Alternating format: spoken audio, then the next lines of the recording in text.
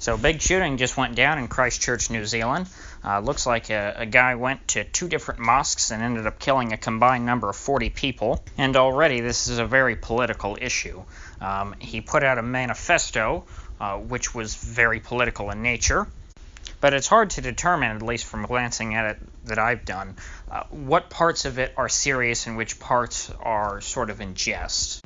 Because this guy's definitely in the 4chan, 8chan sphere of shitlords who do a lot of things both in jest and seriously, and it's not really obvious to what extent their actions fall into either category.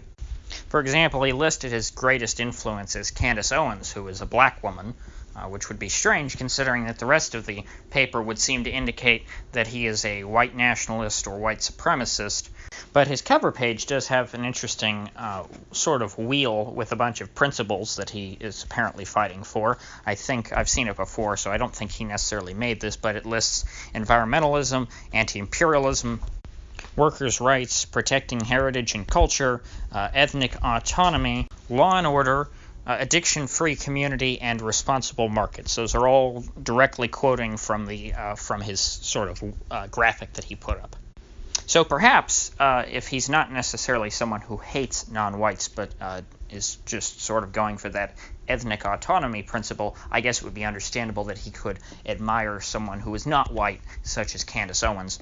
Though I'm not particularly familiar with Candace Owens, since I tend to think she's a grifter, so I haven't actually looked into her positions, but I don't believe she believes in black secession, does she? I mean, that was kind of I feel like she's one of the blacks who are very much against black self-determination in America. I mean, isn't she supposed to be sort of a mainstream conservative now? But there was another bit in the Candace Owens part of his paper, which was only a paragraph, that would seem to suggest to me that it was purely in jest, because he said, hey, I'm heavily inspired by Candace Owens, and I think she's great, but she's just too extreme for me. Which, I mean, again, it's hard to tell when someone's in writing, but that has to be sarcastic considering his positions. I mean, Candace Owens has fairly mainstream and uninteresting opinions, and this guy's kind of way off the wall, so I can't believe that he actually thought that she was more extreme than he was.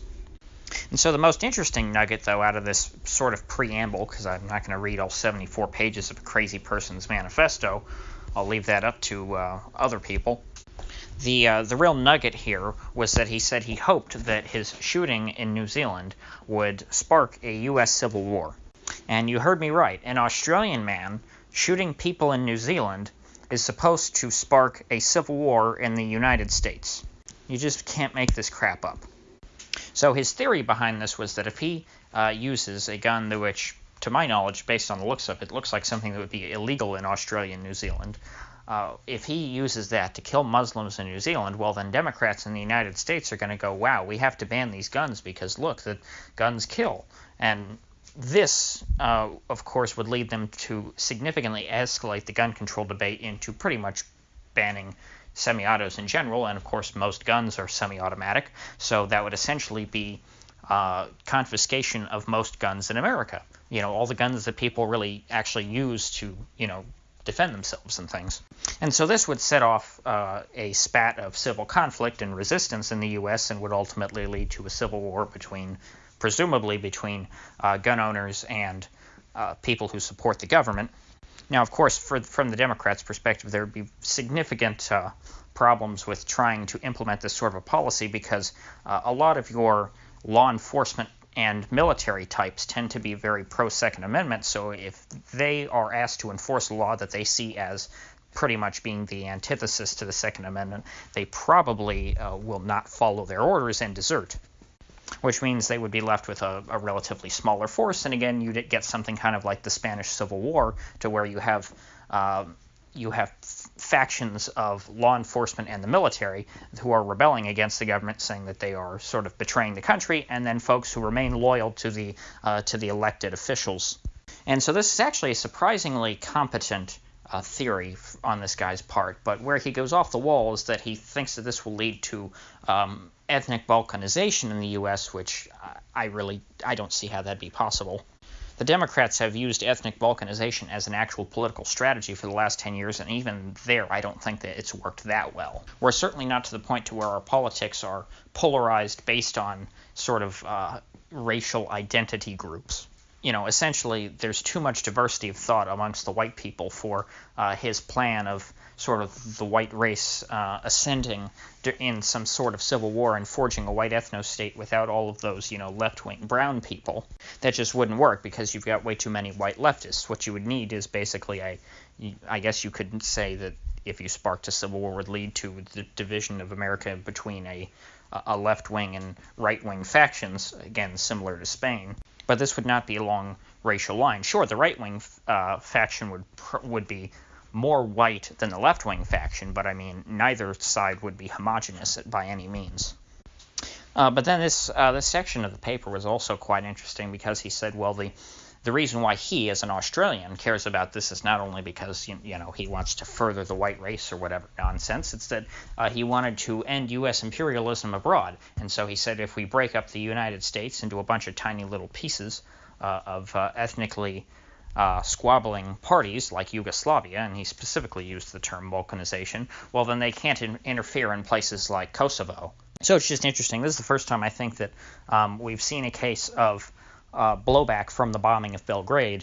I've become quite accustomed to seeing sort of Islamic terrorists committing acts of terror and justifying them as revenge for what the U.S. has done in Islamic countries, but this is the first time I think that we've seen a white terrorist justify their terrorism as sort of revenge for U.S. action in Europe. And ironically, in Kosovo, the U.S. also happened to be siding with the Muslim faction there over the Orthodox Christian Serbs.